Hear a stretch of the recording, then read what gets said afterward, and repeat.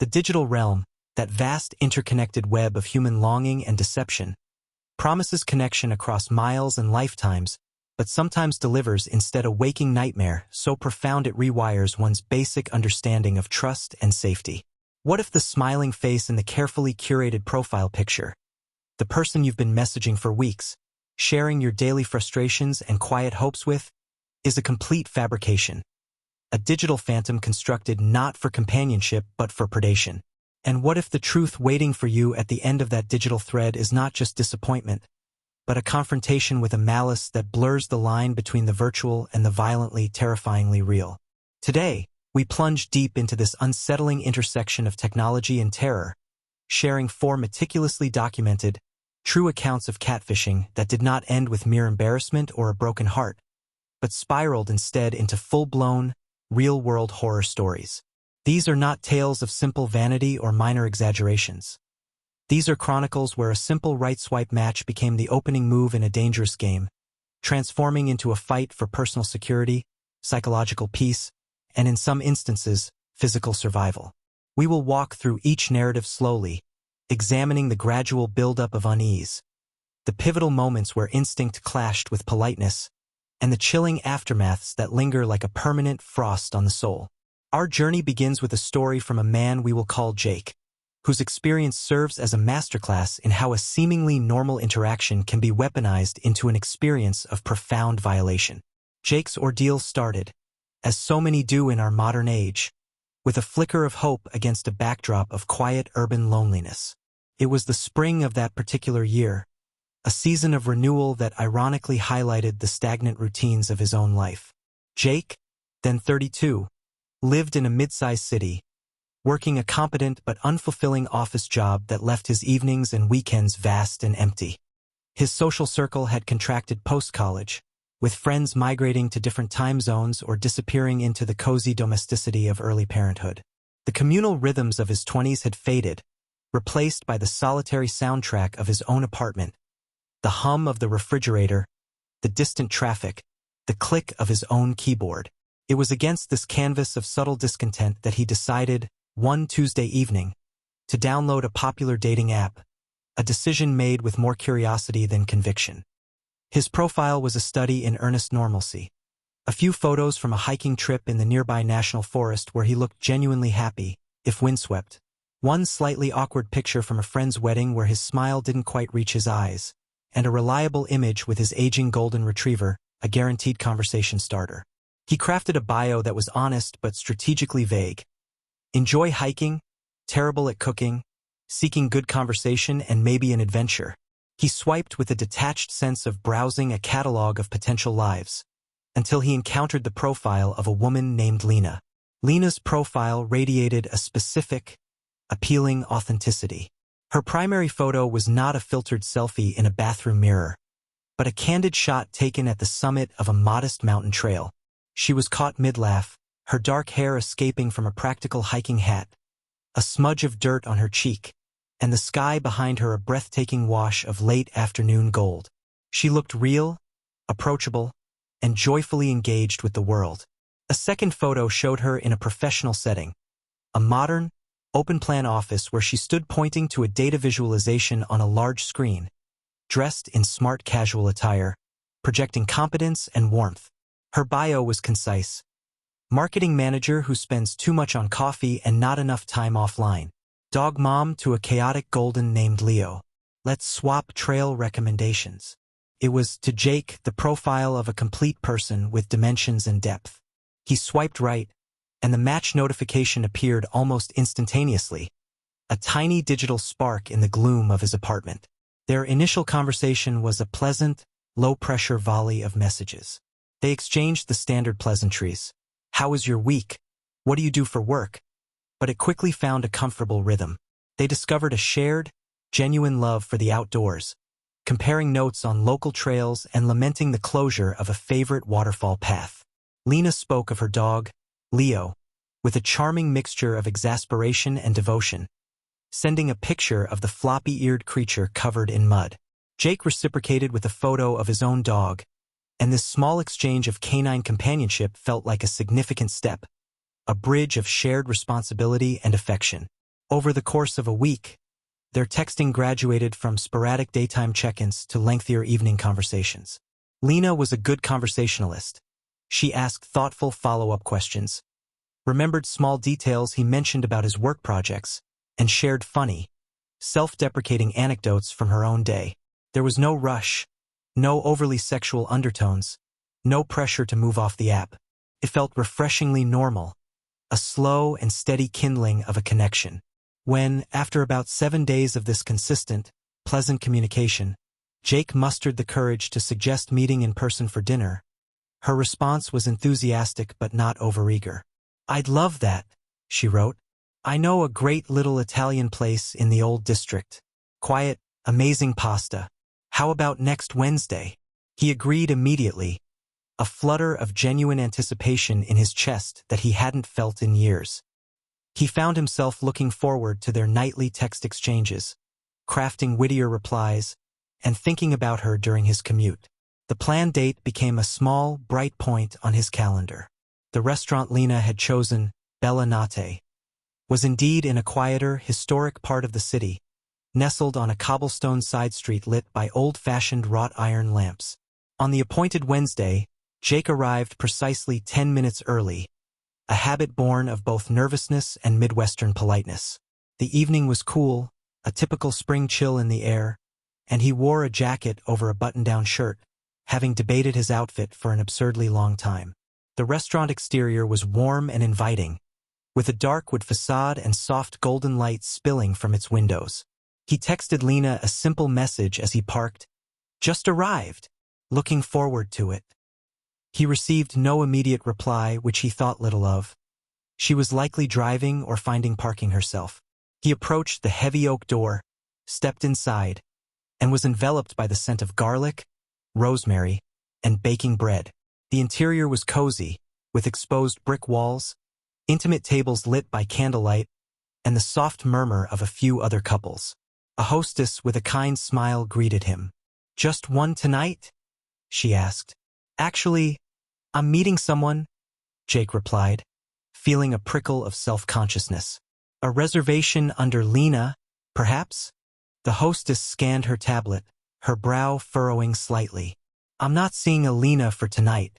What time was it for?" 8 o'clock, Jake said, his confidence wavering. Nothing here. But you're welcome to wait at the bar if you'd like," she offered, gesturing to a small, elegant bar area to the left. Jake thanked her and took a stool, ordering a glass of water. He checked his phone. No messages. The clock on his screen ticked from 8 to 8:05, then 8:10. He sent another text, "I'm here at the bar whenever you're ready." He watched the message status switch to delivered, but not read. A faint unease, like the first tendril of cold smoke, began to curl in his stomach. Maybe she was stuck in traffic. Maybe she was having trouble finding parking. He sipped his water, trying to appear nonchalant, acutely aware of the passing minutes and the occasional glance from the bartender. By 8:20, the unease had solidified into a hard knot of anxiety. The polite embarrassment of being potentially stood up was now laced with a sharper, more primal concern.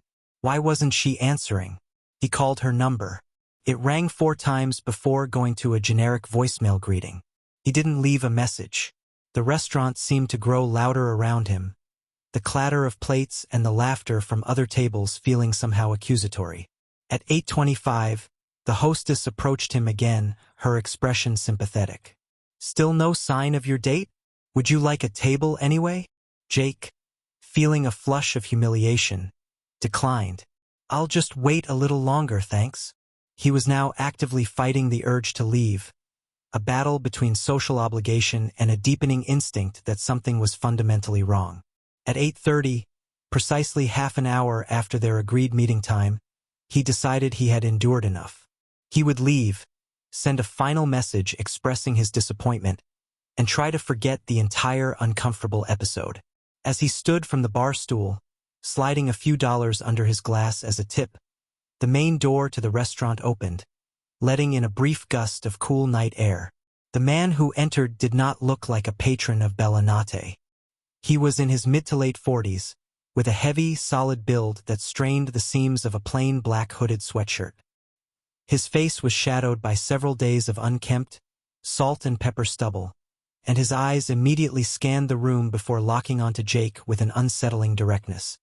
He moved with a purpose that seemed out of place in the relaxed atmosphere, walking not toward the hostess stand, but straight to the bar where Jake was standing.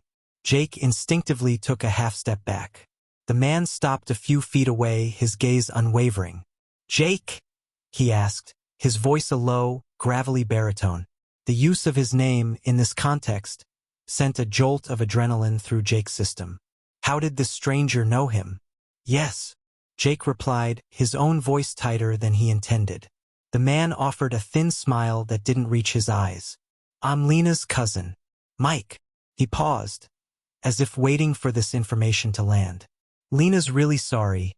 She's not feeling well at all. A sudden migraine. But she didn't want to cancel on you. She was really looking forward to it. She asked me to come get you and bring you back to her place. It's just a few blocks over. We can have a drink there. She really wants to meet you. She just can't make it out." The explanation tumbled out in a rehearsed smooth monotone, but every word landed on Jake's ears like a discordant note. Nothing about this scenario fit within the boundaries of normal social interaction. The absence of a text, the arrival of a male cousin as an emissary, the invitation to a private residence from a person he'd never met. It was a cascade of red flags. Jake's mind raced. His gut, that ancient internal alarm system, was screaming at full volume. "Oh," Jake managed, buying time. "That's too bad she's not well. Could you give me her address? I can walk over myself in a few minutes. Just need to settle up here." He attempted to inject a tone of casual cooperation into his voice. Mike's smile tightened. "Nah, it's a bit tricky to find. The building's set back. It's easier if I just drive you. My car's right outside."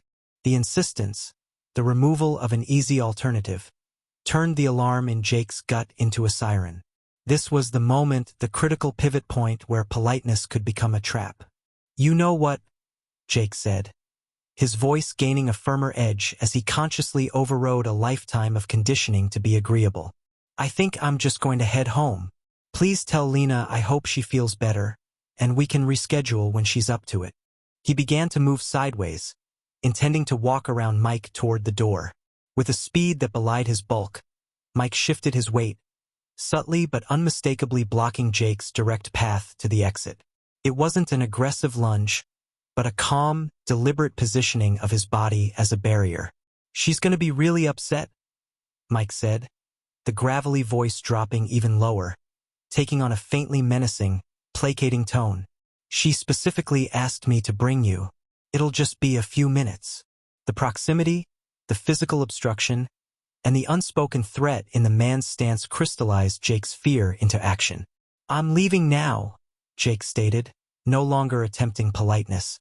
He sidestepped more decisively, his shoulder brushing against Mike's as he pushed past.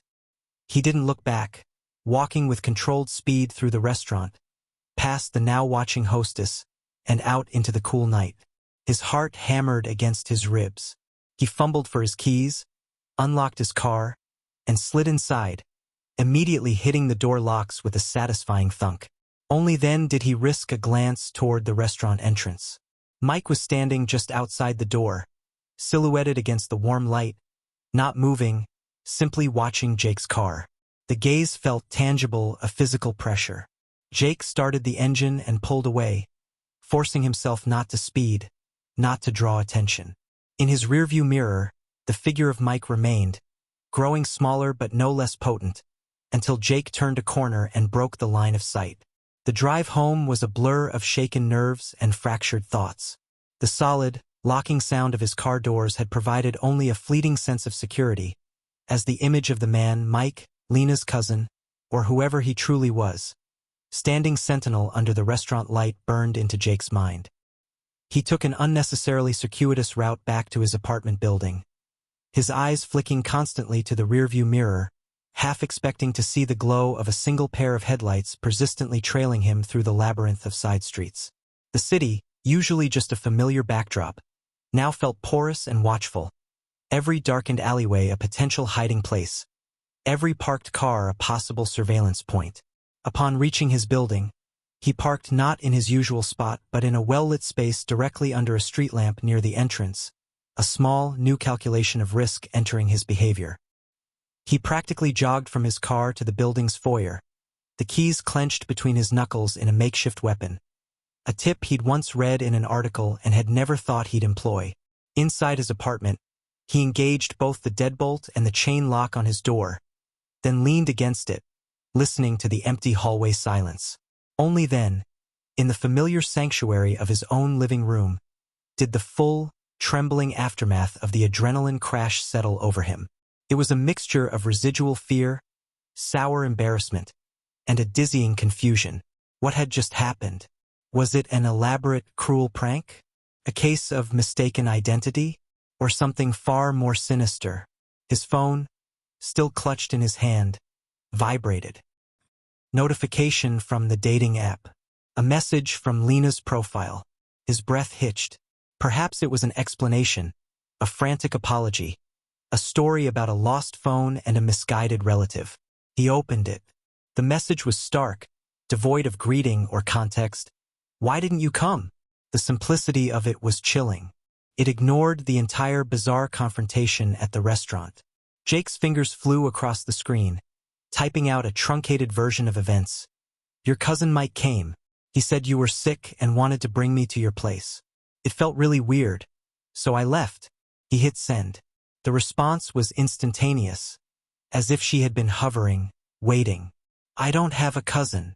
3 words that turned the evening's weirdness into something ice-cold and deliberate. Jake stared at the screen. Before he could formulate a reply, a new text bubble appeared, then vanished. He refreshed the app. Lena's entire profile was gone, deleted, erased without a trace, as if it had never existed. In that digital void, the reality of the situation crashed down upon him. The profile was a fabrication. Lena was not a real person. She was a lure, a digital phantom designed for a specific, unknown purpose, and he had been the mouse who had sniffed at the cheese and, at the very last second, startled back from the trap. The relief of his escape was now tempered by a profound violation. The conversations, the shared details about their dogs, the anticipation. All of it had been a script performed for him by a ghost. He felt foolish, angry, and deeply unsettled. He was about to call a close friend to talk it through when his phone buzzed again. Not with a message, but with 2 sequential security alerts. The first was from his email provider. A new sign-in attempt has been detected from an unrecognized device in your area. The second was even more jarring, from his banking app. We detected an unusual login attempt. If this wasn't you, please secure your account. The timing was not a coincidence. It was an escalation. The digital phantom, or the man behind it, was no longer content with merely spooking him at a restaurant. They were now trying to breach his personal fortresses. A cold sweat broke out on the back of his neck. He spent the next hour in a frantic, focused panic, changing passwords for every critical account he could think of. Email, banking, social media, utilities. He enabled 2-factor authentication everywhere it was offered. Each step felt like shoring up a dam against a rising, invisible flood. Just as he was finishing, his phone chimed with a standard SMS text message from a number with a local area code he didn't recognize. The message contained no greeting, no signature, just a sentence that seemed to drip with a quiet, ominous threat. You should have come with me. It was the verbal equivalent of the figure watching him from the restaurant doorway. Jake's hands trembled. He showed the text to his roommate, Ben, who had just gotten home from work. Ben's face, usually relaxed and jovial, turned grim. Dude, block that number right now. Screenshot it, then block it. This is not okay. Jake did so, the action feeling pathetically inadequate, like drawing a curtain against a storm. For a few minutes, there was a tense silence in the apartment. Then Jake's phone buzzed again. A new number, a different area code this time. The message read, "We saw you. Next time, don't waste my time. Block, buzz." Another new number. "You made it harder for yourself. Block."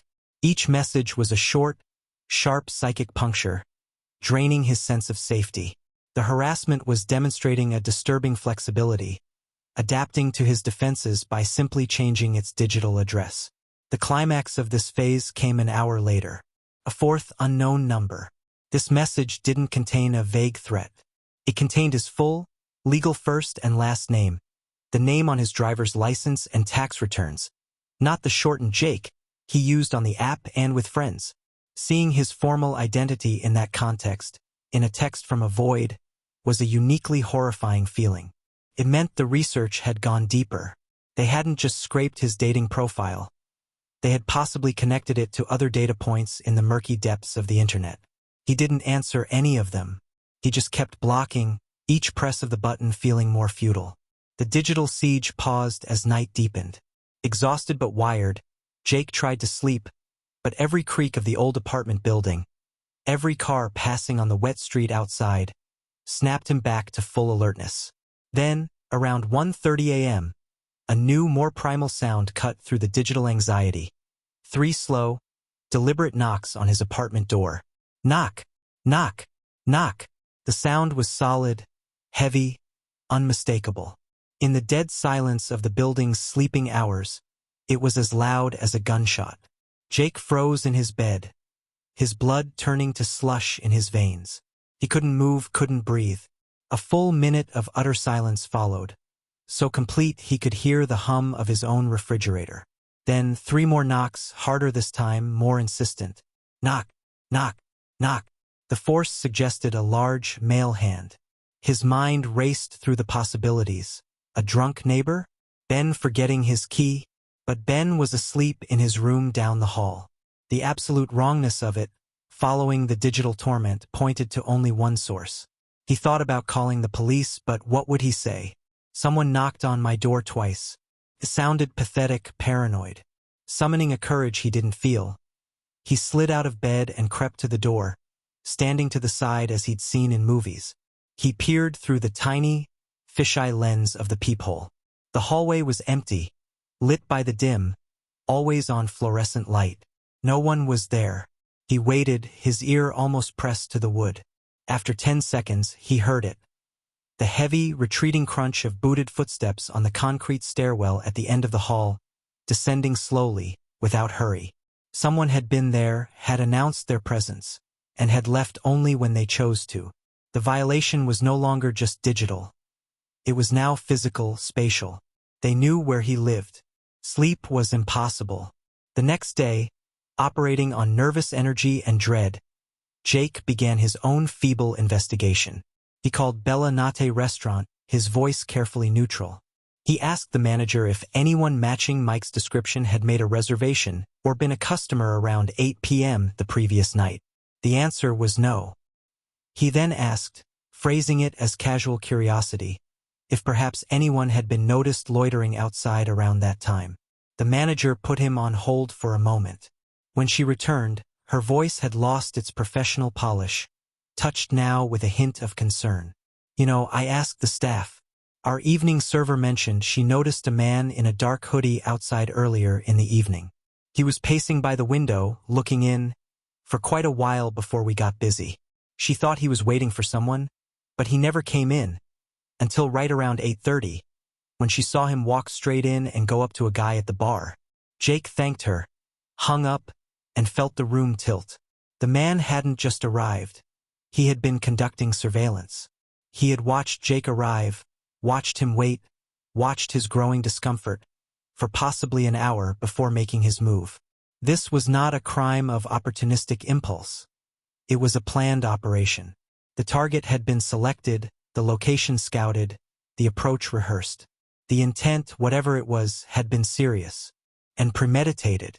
Jake filed a report with the local police, providing the first threatening text message number. The officer was polite but clearly constrained by protocol. Without an explicit threat of violence or a verifiable crime beyond harassment from untraceable burn phones, there was little they could proactively do. They took the report, advised him to be vigilant, and told him they would look into it. The phrase felt hollow. The following week was a slow torture of hypervigilance. Jake jumped at shadows, scrutinized every person who walked behind him for too long, and reconfigured his life into a series of security protocols. He changed his phone number, a monumental hassle in the modern world. He deleted the dating app and scrubbed his profiles from other social platforms. The texts and knocks ceased, but the silence was not peaceful. It was anticipatory, heavy with the promise of a next move. That move came not with a bang, but with a whisper. One evening, 7 days after the restaurant encounter, he was taking the recycling and trash out to the large, shared dumpster enclosure behind his apartment building. The task was mundane, done in the grim, yellow light of a security bulb that flickered annoyingly. As he lifted the heavy metal lid of the dumpster, a small, white rectangle, neatly folded, caught his eye. It was wedged under the handle, placed deliberately, not discarded. On the outside of the fold, in clean, printed block letters, was his name, Jake. A wave of nausea washed over him. He used a scrap of cardboard to pick it up, not wanting to touch it. Back under the flickering light, he unfolded the paper. Inside was a laser-printed photograph. It was a clear, slightly grainy shot of him from the night at Bella Nate.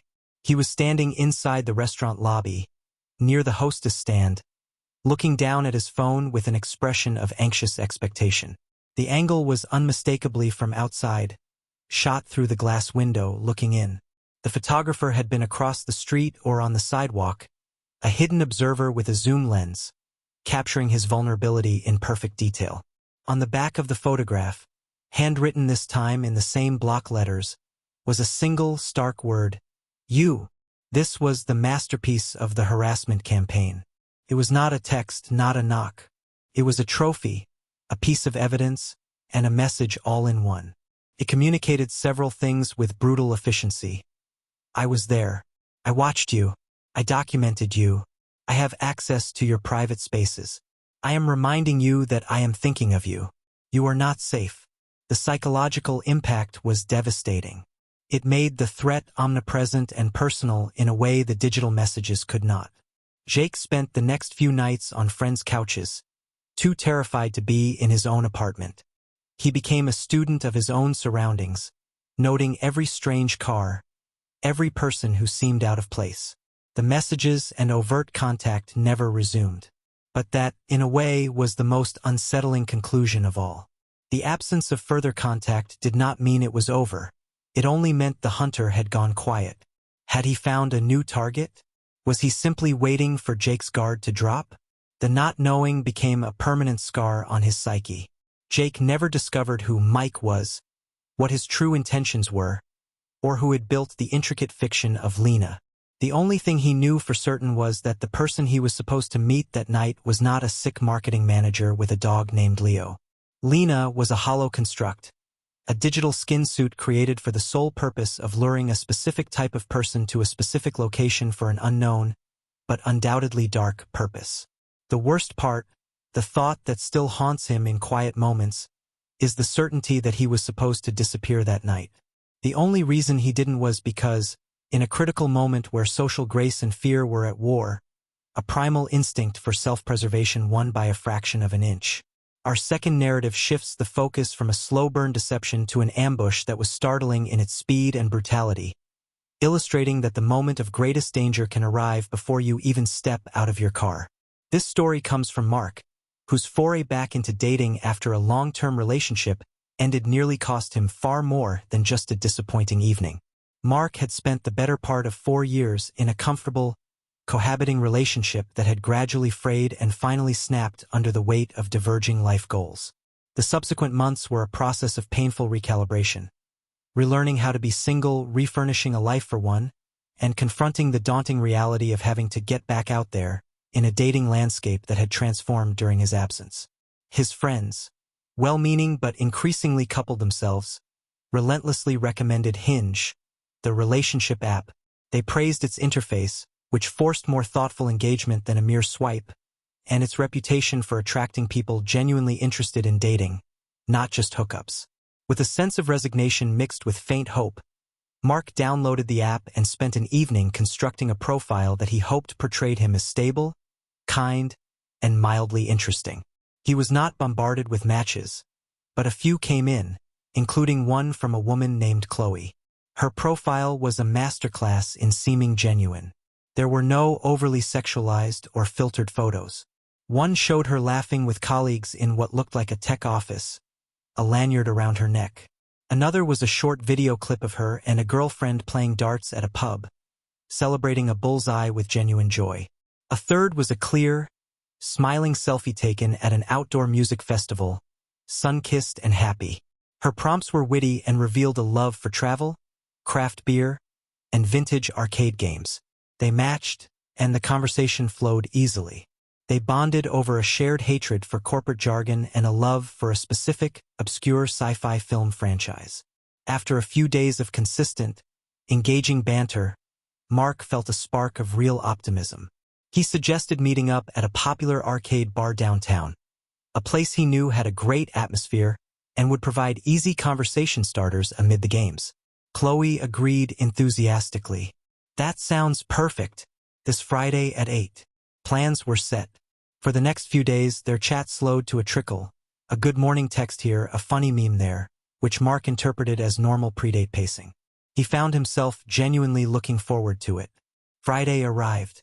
Mark, wanting to be punctual and settle his nerves, decided to arrive at the bar, Pixel and Pints, about 15 minutes early. As he turned into the parking lot, his first flicker of unease ignited.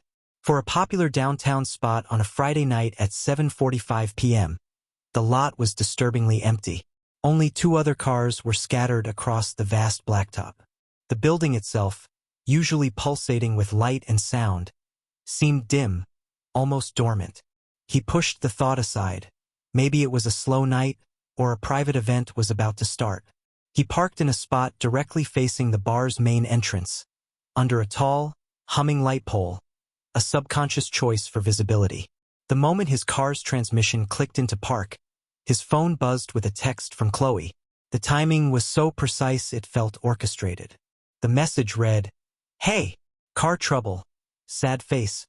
I had to park on the other side of the building. Can you come meet me over here?" Mark's eyebrows furrowed. The other side of Pixel and Pints wasn't a parking area. It was a narrow, poorly lit service alley that housed industrial dumpsters, a loading dock, and a chain-link fence separating the property from a dense tract of city-owned woods. It was not a place anyone would park, unless they were lost or had broken down entirely, and even then you'd call a tow truck, not direct a date to meet you there. The cognitive dissonance was sharp. The cool, normal woman from the app was suggesting a rendezvous in a location straight out of a crime thriller. Alarm bells, faint at first, began a steady clang in his mind. He typed back, "The other side? That's just the alley. Are you sure?" He then immediately tried calling her. The phone rang once, then cut abruptly to a generic voicemail greeting. It hadn't gone to a full voice box. It had been declined or redirected. As he pulled the phone from his ear, a new text arrived, its demand more direct and less apologetic. "Please just come around back and help with my car." The shift from "can you meet me" to "help with my car" was subtle but significant. It was an appeal to his chivalry, a manufactured emergency designed to override caution. The alarms in Mark's head were now a deafening siren. Every instinct, every shred of modern awareness about personal safety, screamed that this was a trap. The empty lot, the precise timing, the implausible location, the declined call. It was a checklist of predation. He was paralyzed for a second, the social pressure to be helpful warring with the visceral fear for his safety. He made a decision. He texted back, his fingers clumsy with adrenaline. "This doesn't feel right. I'm leaving." It felt like a ludicrously calm message to send into what he now believed was an active threat. But it was all he could manage. He shifted the car into reverse, his head on a swivel, his foot hovering over the brake. As his car began to creep backwards, movement exploded from the darkness of the service alley. 2 figures, clad in dark hoodies with the hoods pulled up, their faces obscured by what looked like black ski masks, burst into the light of the parking lot. They weren't walking. They were in a full sprint, their bodies angled low, beelining directly for his car. They carried no visible weapons, but their intent was unambiguous and terrifying. Mark didn't wait to see what they held in their hands. He slammed his foot onto the accelerator. The tires squealed in protest as the car lurched backwards. Then he wrenched the steering wheel, slammed the gear into drive, and sped toward the lot exit. In his periphery, he saw the two figures pull up short, one of them hurling something, a large rock or a chunk of pavement, that sailed through the air and struck the rear of his car with a heavy, metallic thud. He didn't feel it. The adrenaline had narrowed his world to the road ahead. He drove straight to his apartment, his heart trying to punch its way out of his chest, his knuckles white on the steering wheel. Only when he was safely inside, double-locked behind his own door, did the trembling start. He went back outside to inspect his car. There, on the trunk lid, was a massive spiderweb dent, the paint scraped down to bare metal. The thrown object had been substantial and thrown with force, meant not just to intimidate but to disable. The reality of the violence that had been intended for him settled in his stomach like a stone. He called the police. The responding officers took his statement seriously, but their hands were tied. No license plates were seen, no faces were visible, the dating app profile would likely be gone, and the phone number was probably untraceable. They filed a report for attempted assault and vandalism, offered sympathy, and promised to increase patrols in the area. Mark never heard from Chloe again. Her Hinge profile vanished within the hour. The chilling efficiency of the operation was what haunted him most. This wasn't a romantic scam for money or a lonely person catfishing for attention. This was a tactical operation designed to get a lone person into a vulnerable position for a physical confrontation, likely a robbery or carjacking, or something even worse. The profile was the bait, the alley was the kill box, and the masked men were the trap springing shut. Mark, unlike Jake, found a strange, grim resilience in the experience. He didn't swear off dating apps entirely, reasoning statistically that lightning wouldn't strike twice in the same way. But his approach was forever altered. He now insists on a video call before any in-person meeting, a non-negotiable rule that filters out the phantoms. He shares his live location with a friend when on a date and chooses only bustling, very public venues. The incident didn't break him, but it did reshape him, carving a permanent layer of justified suspicion into his interactions with the digital world. He now understands that the promise of a connection can sometimes be the click of a trap being armed. Our third narrative descends into a different, more insidious layer of the catfishing abyss, one where emotional manipulation is the primary weapon, and the ultimate goal is not a quick ambush, but a slow, consuming possession of a person's psyche. This is the story of Sarah, for whom the digital phantom became a relentless stalker, proving that the most dangerous fictions are those that exploit not just loneliness, but the very human capacity for compassion and hope. Sarah's ordeal began during a period of intense pressure. She was in her mid-20s, living in a cramped urban condominium with 3 other roommates, all of them buried in the all-consuming grind of studying for a monumental professional board exam. Their lives were a monastic cycle of flashcards, practice tests, and caffeine-fueled anxiety, the air thick with the collective fear of failure. The outside world, with its joys and distractions, felt like a distant planet. In this pressure cooker, Sarah's loneliness wasn't just emotional. It was a physiological ache, a craving for a connection that existed outside the dense textbooks and the grim, shared determination of her roommates. It was in this vulnerable state that she met David on a social media platform that blurred the lines between friendship and dating. He appeared in her messages not with a cheesy pickup line, but with a thoughtful comment on a photo she'd posted of her study setup. A messy desk with a single succulent struggling for light. His opening was clever, self-deprecating, and showed a perceived attention to detail that felt flattering. His profile photos were compelling. He was strikingly handsome in an approachable way, with kind eyes and a smile that seemed genuine. His pictures showed him traveling, hiking, reading in cafes, the curated portfolio of an interesting, well-rounded life. They began talking, and David was, at first, everything a starved heart and a stressed mind could wish for. He was an impeccable conversationalist, matching her intellectual curiosity while interjecting with perfect, witty humor. He was respectful, asking about her studies with genuine interest, never minimizing her stress. He was attentive, sending good morning texts that arrived just as she was pouring her first coffee, and goodnight messages that made her feel less alone in the dark. Their communication quickly escalated to lengthy, nightly voice calls. Sarah would lie on her narrow bed, the glow of her laptop the only light, and lose herself in the sound of his voice for hours. They talked about everything: their childhood dreams, their fears about the future, their favorite obscure films. He was a master of emotional mirroring, reflecting her own thoughts and feelings back to her with a slight, captivating enhancement that made her feel profoundly understood. The connection felt deep, authentic, and vitally necessary. It was her escape hatch from the pressure cooker. The first crack in this perfect facade was small, almost easy to dismiss. David never turned his camera on during these calls. His explanation was consistent and plausible. His phone had been stolen recently, and the older laptop he was using for communication had a permanently broken webcam. He expressed regret, promising to fix it soon. In her longing state, Sarah accepted this. The second crack was more jarring. As their conversations grew more intimate, David's tone would periodically shift. Out of nowhere, in the middle of a deep conversation about family or future goals, he would steer the dialogue toward the physical, eventually making a direct request for explicit photographs. Sarah, every time, shut this down firmly. She was uncomfortable with the idea, citing her own boundaries and the inherent risk of sharing such images digitally. His reactions were a volatile mix. Sometimes he would apologize profusely, blaming his impulsiveness on how deeply he felt for her.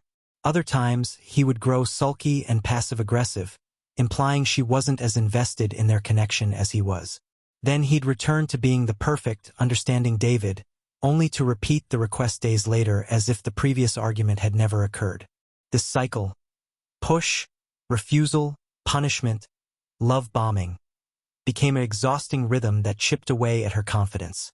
Despite these glaring red flags, Sarah's desire to believe in the connection, to validate the hours of emotional investment, was overwhelming.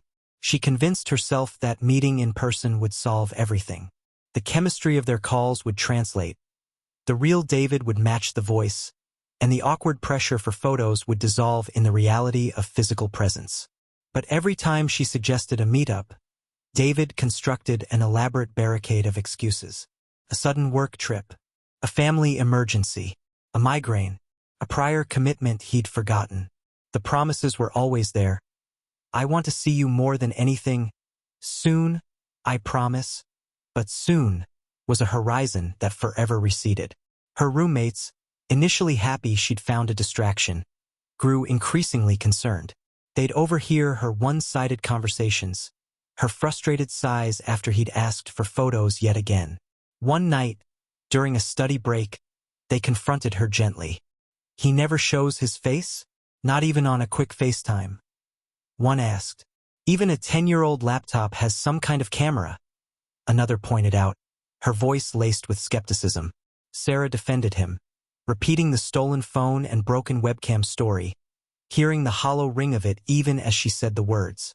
Her friends exchanged a look that spoke volumes. Sarah, the most direct one, said softly, if he wanted to, he would find a way. This isn't adding up. Deep down, she knew they were right. A pit of dread had been forming in her stomach for weeks, but she was trapped in the sunken cost fallacy of her own emotions. She had poured so much vulnerability, so much hope, into this vessel. To admit it was cracked felt like a personal failure. The breaking point came with a cruel twist of hope. As the December holidays approached, suffused with a sense of familial warmth that highlighted her isolation, Sarah, in a moment of desperate optimism, invited David to spend Christmas with her family. It was a Hail Mary pass, a test. To her simultaneous delight and terror, he accepted immediately, with no hesitation, no excuse. He sounded thrilled. For a glorious, brief window, Sarah let herself believe. She pictured introducing him to her parents, the shy smiles, the validation. She imagined a turning point where the online fantasy solidified into a real, tangible relationship. The relief was euphoric. The day before he was supposed to arrive, she was reviewing notes on the living room couch when he called. His breathing was ragged, shaky. He was crying. "We need to talk," he whispered, his voice thick with a performance of anguish. Sarah's heart seized. After several minutes of choked sobs, he confessed. It was a torrent of lies, each one a hammer blow. The photos were not his. They were stolen from the social media of a young Indonesian travel influencer. His name was not David.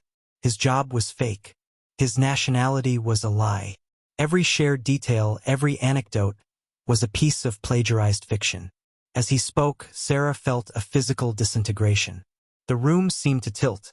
A wave of nausea rose in her throat. It was as if the person she had been speaking to had suddenly vaporized, and in his place was a gaping, howling void. Then, as if to salt the wound with surreal cruelty, he sent her a picture of his actual face. The man in the photo was decades older than the 24-year-old he claimed to be, with features that were a stark, jarring contrast to the handsome influencer's photos. In that instant, every past interaction was retroactively poisoned.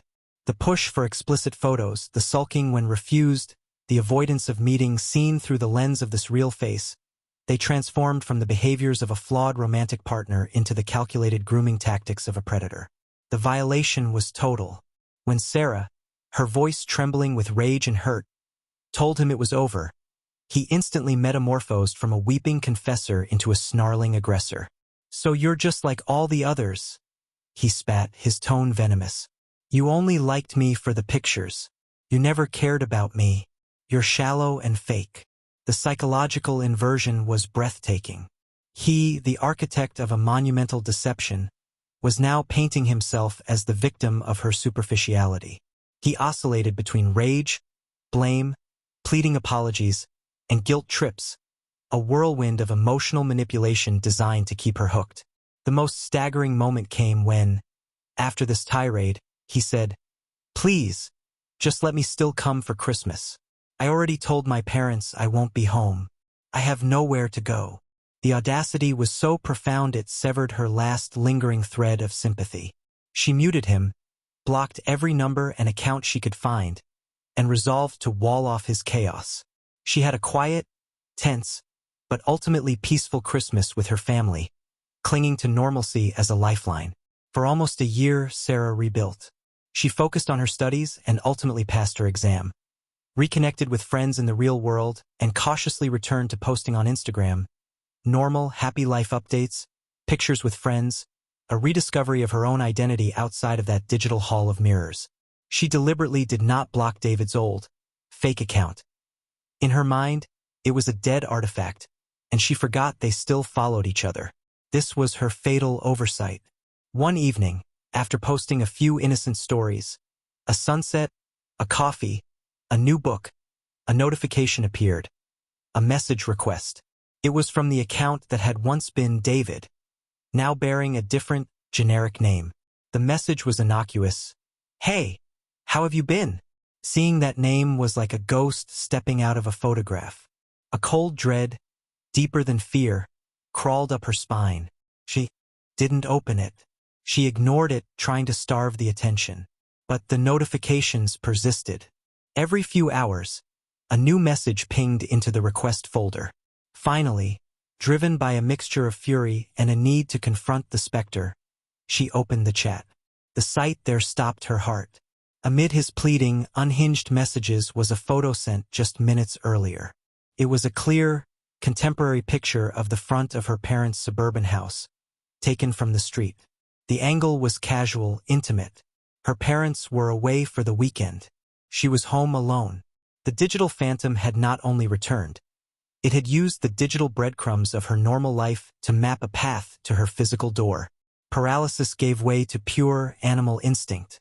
She ran through the house, locking the front door, the back door, the patio slider. She fled upstairs to her bedroom, locked that door too, and called 911, her voice a thin, high wire of panic. As she was stammering her address to the dispatcher, the pounding started. Not a knock, but a series of furious, thunderous blows on the front door below, shaking the frame. Then his voice, desperate and unhinged, slicing through the wood and plaster. "Sarah, please, just open the door. We can talk." She crouched beside her bed, phone clutched to her ear, silent tears of terror streaming down her face. The dispatcher kept her calm. "Units are en route. Do not open the door. Stay on the line."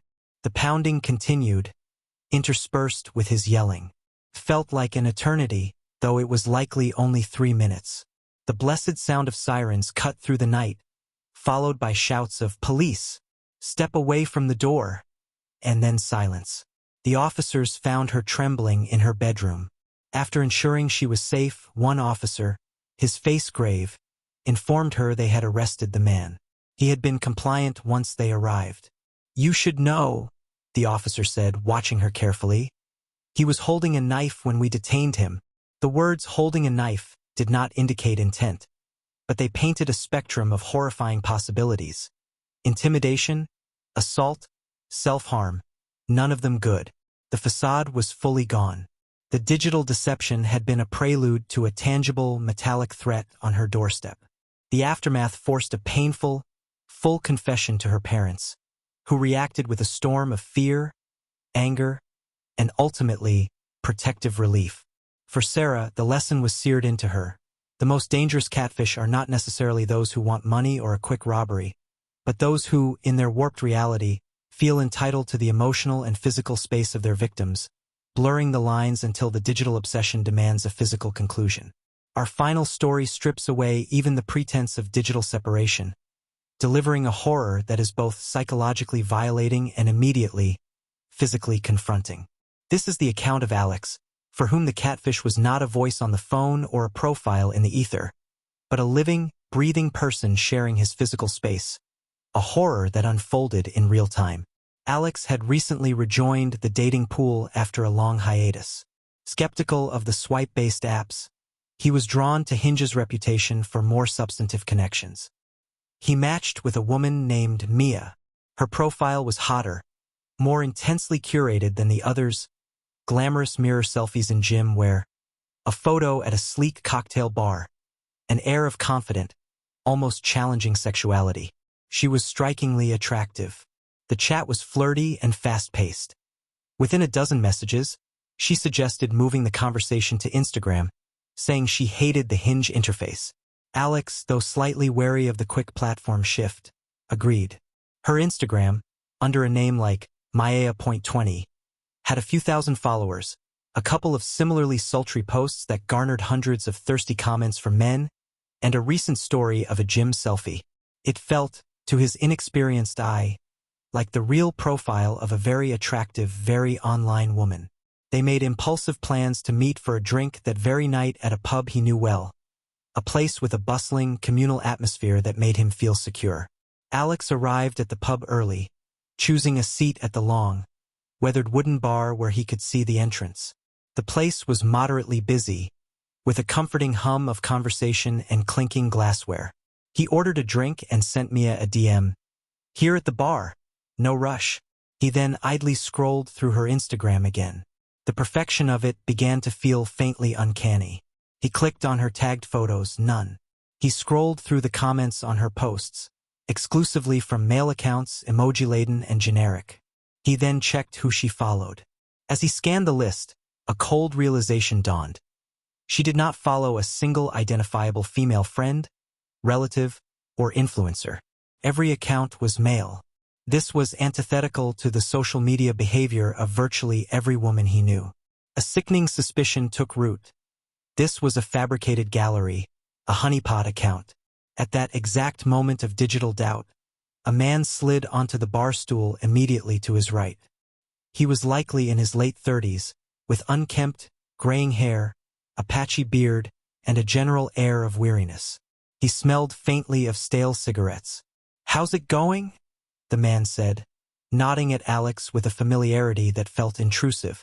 Alex, polite but closed off, gave a curt nod and returned to his phone, hoping to signal disinterest. The man, whom we'll call Rob, persisted. "You come here often? I feel like I've seen you before." Alex, now annoyed, glanced at him. "Sometimes," he said shortly. Rob extended a hand. "Name's Rob."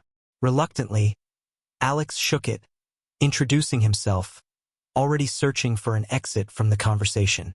the bartender, passing by, threw a casual, knowing remark to Rob, finally decided to join the land of the drinking, and gave a small, strange smile. The comment lodged in Alex's mind. It implied Rob had been here, loitering, waiting before approaching the bar. Before approaching him. Alex checked his Instagram DMs. His last message to Mia was still marked, sent, not delivered. He tried calling her via the app. It rang and rang. He checked Hinge. Her profile was gone. The pieces snapped together with a dreadful click. The fake profile, the immediate meetup, the man who appeared the moment he sat down. His heart began to pound. He signaled the bartender for his check. As he stood to leave, Rob's hand shot out and closed around Alex's left wrist. The grip was surprisingly strong, damp, and intimate. Alex jerked back, revolted. "What the hell?" he snapped, loud enough to draw glances. Rob leaned in close, his breath hot and sour. In a frantic, desperate whisper, he uttered the words that transformed the evening from strange to surreal. "I'm Mia. I'm sorry. Please don't go." The confession was not a punchline. It was a violation. The glamorous, digital Mia was the sad, desperate man inches from his face. The psychological whiplash was instantaneous and profound. Alex felt a wave of pure disgust, a need to physically scrub away the contact. He wrenched his arm free, his skin crawling, and strode out of the bar without looking back, the echo of that whisper haunting him. The drive home was conducted in profound silence, his mind trying to process the bizarre and sickening encounter. The true horror, however, was just beginning. Later that night, as Alex lay in bed in his first-floor apartment, trying to quiet his mind, a violent bang shook his window, rattling the blinds.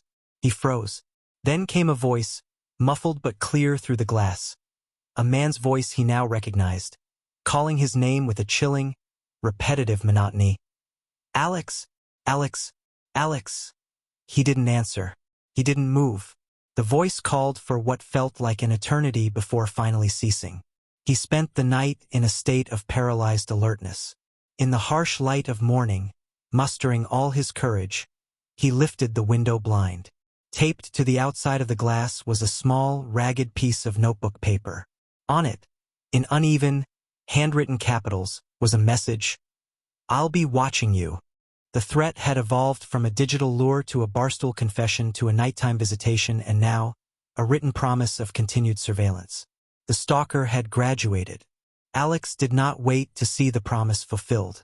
He spent that day making calls, and within the week, he had broken his lease and moved to a new apartment in a different part of the city.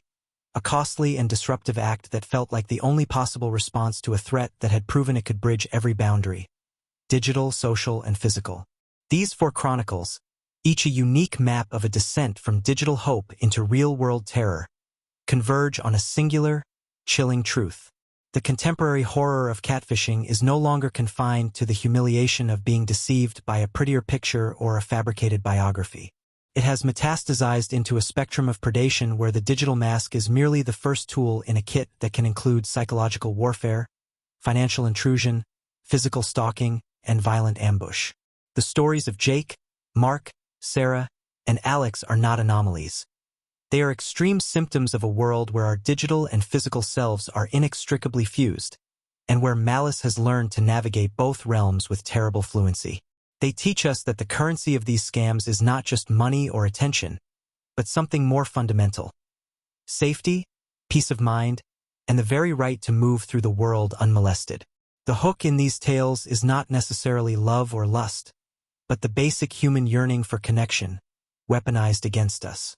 The final lesson is etched in the aftermath of each story: Jake's permanent vigilance, Mark's non-negotiable video call rule, Sarah's understanding that a digital lie can hold a very real knife, and Alex's forced flight from his own home.